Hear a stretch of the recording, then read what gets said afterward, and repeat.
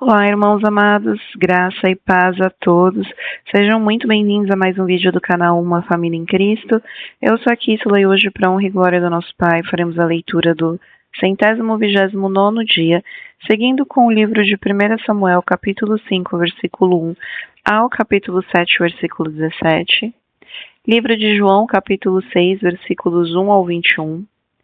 Salmos, capítulo 106, versículos 13 ao 31. E Provérbios, capítulo 14, versículos 32 e 33. Amados, antes de iniciarmos a leitura, vamos agradecer ao nosso Pai e pedir a direção para o estudo? Vamos orar comigo?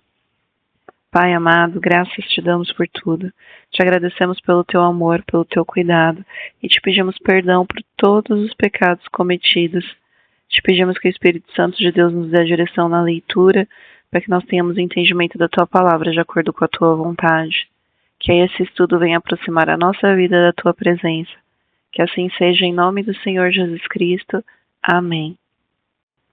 1 Samuel, capítulo 5, versículo 1 ao capítulo 7, versículo 17. Os filisteus tomaram a arca de Deus e a levaram para Ebenezer, a Asdod. Os filisteus tomaram a arca de Deus e a colocaram no templo de Dagon, ao lado da imagem de Dagon. Quando os moradores de Asdod se levantaram de madrugada no dia seguinte, eis que Dagon estava caído com o rosto em terra, diante da arca do Senhor. Eles pegaram a imagem de Dagon e a puseram de volta em seu lugar.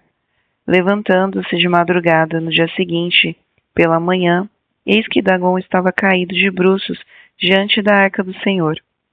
A cabeça de Dagon e as duas mãos estavam cortadas e se encontravam na soleira da porta. Apenas o tronco dele estava inteiro.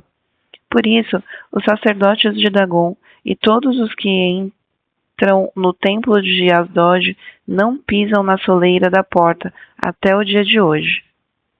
Porém, a mão do Senhor castigou duramente os moradores de Asdod e os assolou e os feriu com tumores, tanto em Asdod como nos seus arredores.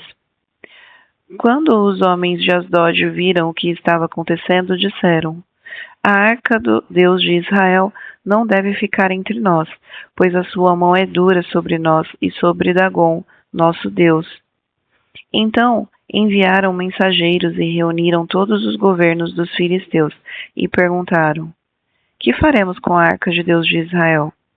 Eles responderam: que a arca do Deus de Israel seja levada até Gate, e depois de cidade em cidade. E a levaram até Gate. Depois que a levaram, a mão do Senhor foi contra aquela cidade, causando grande terror, pois feriu os homens daquela cidade, desde o pequeno até o grande, e lhes nasceram tumores. Então enviaram a arca de Deus a Ecrom. Mas quando a arca chegou lá, os ecronitas exclamaram: trouxeram a arca de Deus de Israel até aqui para matar a nós e a nosso povo? Então enviaram mensageiros e reuniram todos os governos dos filisteus e disseram: devolvam a arca de Deus de Israel, que ela volte ao seu lugar, para que não mate nem a nós, nem ao nosso povo. Porque havia terror de morte em toda a cidade, e a mão de Deus castigou duramente ali. Os homens que não morriam eram atingidos com os tumores, e o clamor da cidade subiu até o céu. A arca do Senhor esteve 7 meses na terra dos filisteus. Estes chamaram os sacerdotes e os adivinhos e perguntaram: que faremos com a arca do Senhor? Digam-nos como a devolveremos para o seu lugar. Eles responderam: se devolverem a arca de Deus de Israel, não a mandem vazia, mas enviem também ele uma oferta pela culpa. Então vocês serão curados e saberão por que a mão dele continua pesando sobre vocês. Então os filisteus perguntaram: que oferta pela culpa devemos mandar?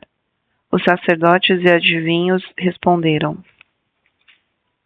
mandem 5 tumores de ouro e 5 ratos de ouro, segundo o número dos governantes dos filisteus, porque a praga é uma e a mesma sobre todos vocês e sobre todos os seus governantes. Façam imitações dos tumores e dos ratos que andam destruindo a terra, e deem glória ao Deus de Israel. Assim, ele talvez alivie a sua mão de cima de vocês e do Deus da terra de vocês, porque vocês endureciam o coração como os egípcios e os faraós fizeram. Não é verdade que depois que Deus os maltratou, eles deixaram os israelitas sair e eles foram embora?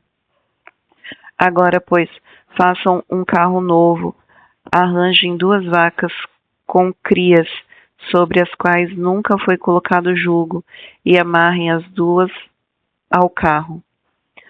Quanto aos bezerros, levem-nos para casa. Então peguem a arca do Senhor e a ponham sobre o carro. E num cofre, ao lugar dela, ponham as figuras de ouro que vocês vão lhe enviar como oferta pela culpa. Depois deixem o carro ir. Fiquem observando. Se ele subir pelo caminho de Bet-Semes, que leva ao território, então foi o Deus de Israel que os fez este grande mal. Mas se não, saberemos que não foi a sua mão que nos atingiu, e que isso nos aconteceu por acaso.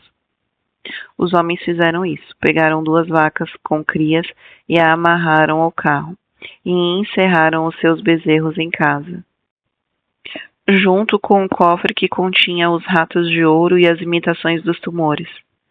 As vacas se encaminharam diretamente para Bet-Semes e, andando e berrando, seguiam sempre esse mesmo caminho, sem se desviarem nem para a direita nem para a esquerda. Os governantes dos filisteus foram atrás delas até a fronteira com Bet-Semes. O povo de Bet-Semes andava fazendo a colheita do trigo do vale. Quando levantaram os olhos, viram a arca e ficaram muito contentes. O carro veio até o campo de Josué, o Bet-Semita, e parou ali, onde havia uma grande pedra. Eles cortaram a madeira do carro em pedaços e ofereceram as vacas ao Senhor em holocausto. Os levitas desceram a arca do Senhor, e também o cofre que já estava junto a ela, em que estavam os objetos de ouro, e os puseram sobre a grande pedra. No mesmo dia, os homens de Bet-Semes ofereceram holocausto e sacrifícios ao Senhor. Os 5 governantes dos filisteus viram aquilo e voltaram para Ecrom no mesmo dia. Eles são os tumores de ouro que os filisteus enviaram ao Senhor como oferta pela culpa, um por Asdod, outro por Gaza, outro por Asquelon, outro por Gate e outro por Ecrom. Enviaram também os ratos de ouro, segundo o número de todas as cidades dos filisteus, pertencentes aos 5 governantes, desde as cidades fortificadas até as aldeias campestres. A grande pedra sobre a qual puseram a arca do Senhor está até o dia de hoje no campo de Josué, no Bet-Semita. O Senhor feriu os homens de Bet-Semes porque olharam para dentro da arca do Senhor, matando 70 deles. Então o povo chorou, porque o Senhor tinha feito tão grande matança entre eles. Os homens de Bet-Semes disseram: quem poderia estar diante do Senhor, este Deus Santo, e para onde subirá para que fique longe de nós? Então enviaram mensageiros aos moradores de Quiriate-Jearim, dizendo: os filisteus devolveram a arca do Senhor. Venham até aqui e levem a arca com vocês. Então os homens de Quiriate-Jearim vieram e levaram a arca do Senhor à casa de Abinadab, que ficava na colina, e consagraram Eleazar, filho de Abinadab, para que guardasse a arca do Senhor.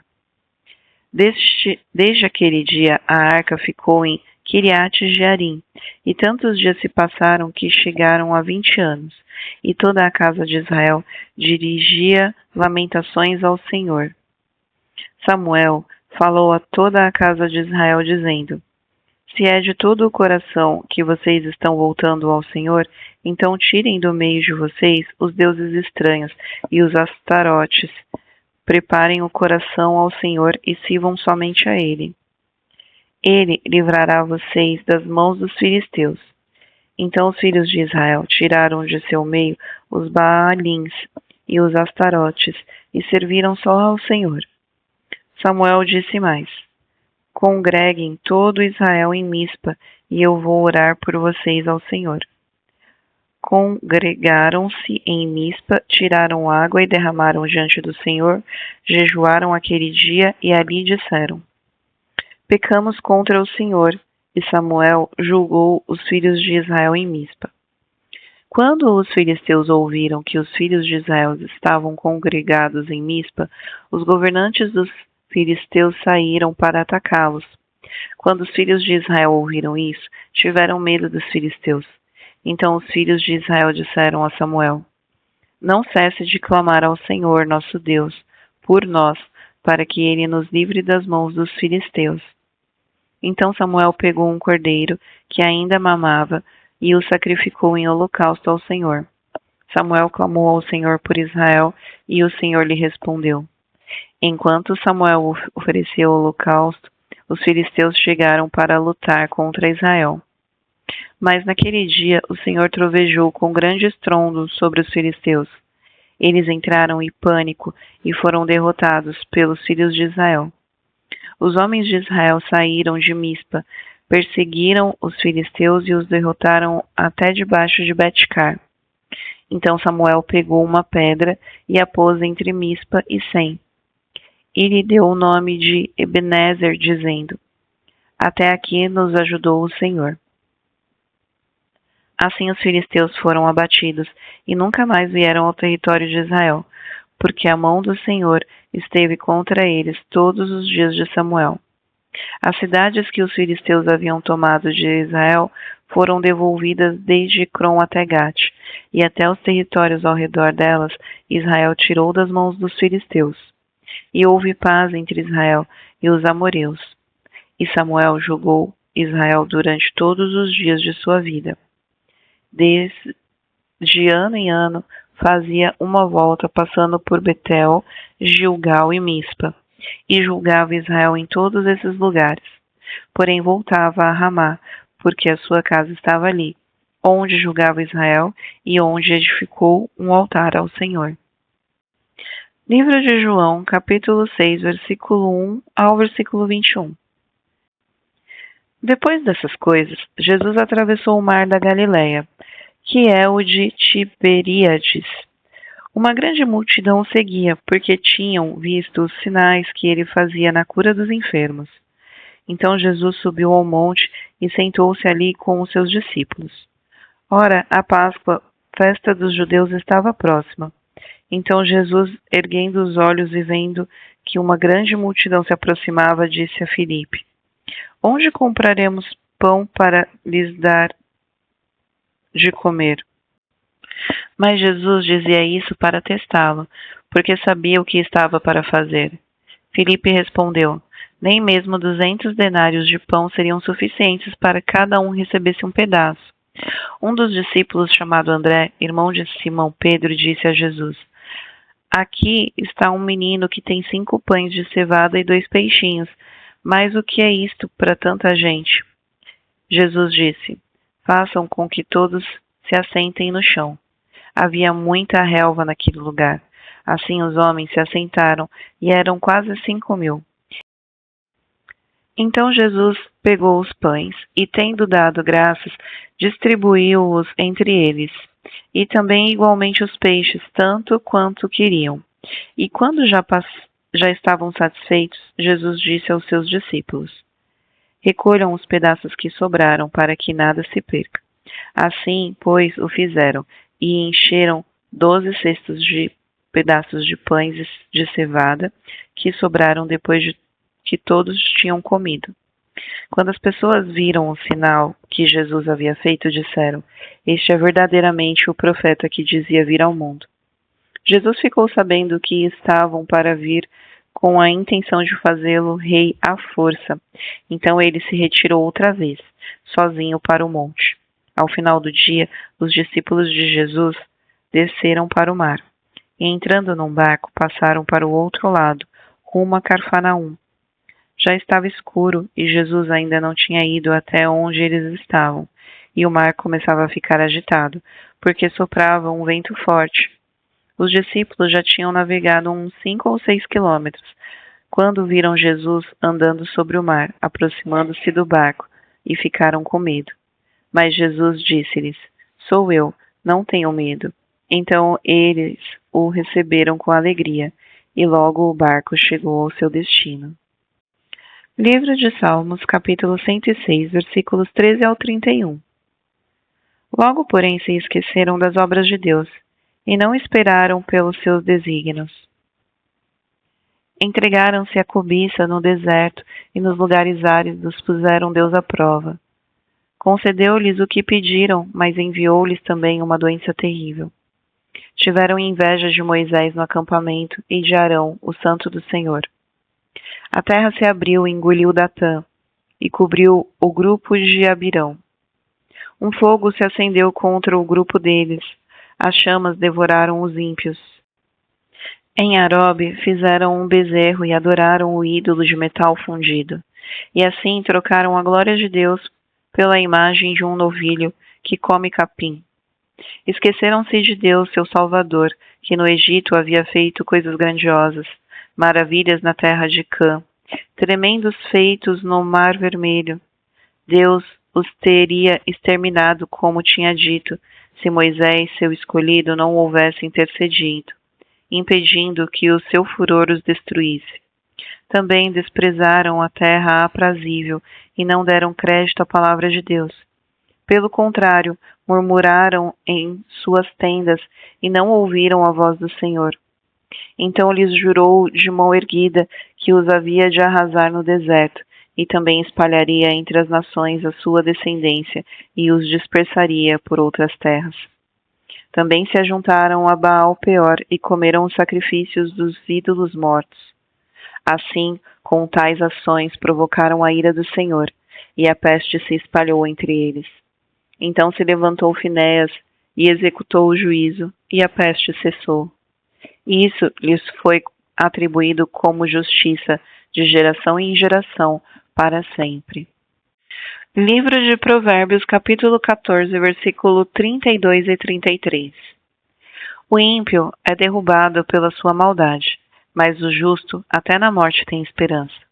No coração do prudente repousa a sabedoria, mas o que há no interior dos tolos logo se manifesta.